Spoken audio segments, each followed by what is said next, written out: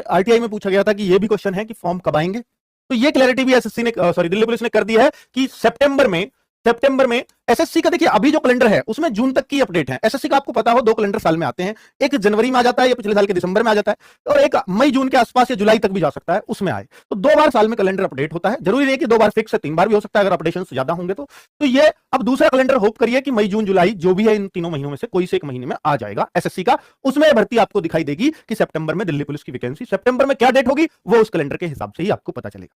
तब तक अभी तक जो दिल्ली पुलिस ने एसएससी को दिया है वो सितंबर का दिया है, दिल्ली पुलिस ने अपना प्रपोजल दिया है। हो सकता है एसएससी के पास उसमें डेट ना हो, वो थोड़ा सा आगे पीछे इसको कर दे। ये मत पकड़ना कि सर आपने सितंबर बोला था और ये तो अक्टूबर में कराया जा रहा है। ये मैं नहीं बोल रहा हूं, सारी बातें तथ्यों के आधार पर कर रहा हूं जो दिल्ली पुलिस ने दिए हैं। चलिए वैकेंसी कितनी होंगी, तो बच्चों वैकेंसी भी क्लियर कर दिया। जो पहले 6400 वगैरह थी, बहुत पुरानी अपडेट थी, 1-1.5 साल पहले। अब जो वैकेंसीज क्लियर किया, लेटेस्ट अपडेट आया, 7500 प्लस वैकेंसीज आपके लिए क्लियर हो चुकी हैं। और ये हमेशा रोल रहा है दिल्ली पुलिस में कि भैया 2:1 के अनुपात में ये वैकेंसीज आती हैं, लड़के के लिए 2 हिस्सा और 1 हिस्सा लड़कियों के लिए, यानी इसके 3 हिस्से कर दोगे तो 2500 के बनेंगे, तो 5000 लड़के की और 2500 लड़कियों की। ये एक रेशो होता है हमेशा, 33% लड़कियों के लिए रिजर्व।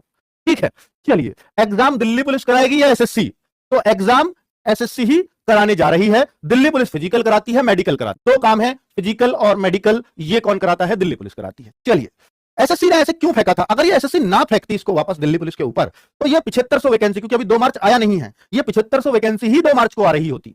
अब हो सकता है सितंबर आते आते ये थोड़ी और बढ़ जाए, पर और बढ़ने पे मुझे इसलिए भी शक है क्योंकि बच्चों दिल्ली पुलिस की क्षमता 7500 से ज्यादा की एक साथ ट्रेनिंग कराने की नहीं है, तो इसको और बढ़ना मुश्किल ही लगता है। चलिए तो ये बात भी क्लियर है, तो 7500 आप मान लीजिए ये वैकेंसीज आने वाली हैं, इससे बढ़ने के चांसेस बहुत ही कम है, यानी ना के बराबर है। चलो तो कराएगी कौन? एसएससी कराएगी एग्जाम, 100% एसएससी ही कराएगी, क्योंकि इनकी कोई अपनी तैयारी नहीं है। एज रिलैक्सेशन क्या हुआ?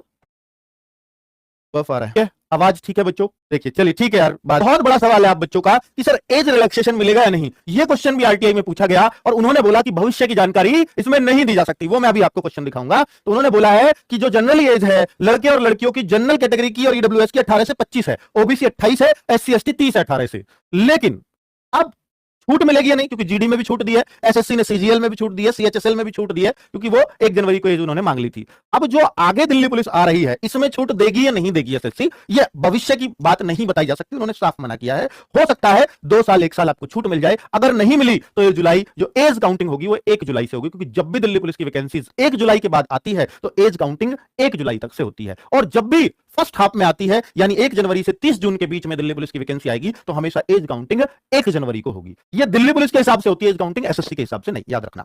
ठीक है, क्योंकि ये प्रपोजल में जाता है उनको। डीपीएमटीएस भर्ती कब आएगी, तो इसकी जानकारी भी उन्होंने दे दी है कि ये भी एसएससी ही कराएगी, हमारे बस की ये कराना भी नहीं है। लेकिन ये कब हो गई, ये इसकी डेट नहीं दी है। चलिए एमटीएस और पुलिस का सिलेबस, जो दिल्ली पुलिस का सिलेबस है, वो क्या कुछ बदलाव होगा इसमें, तो उससे भी जो उन्होंने जवाब दिया है उससे साफ संकेत लग रहा है कि बदलाव की कोई आशंका नहीं है। उन्होंने बोला पुराना नोटिफिकेशन पढ़ लीजिए, वही है।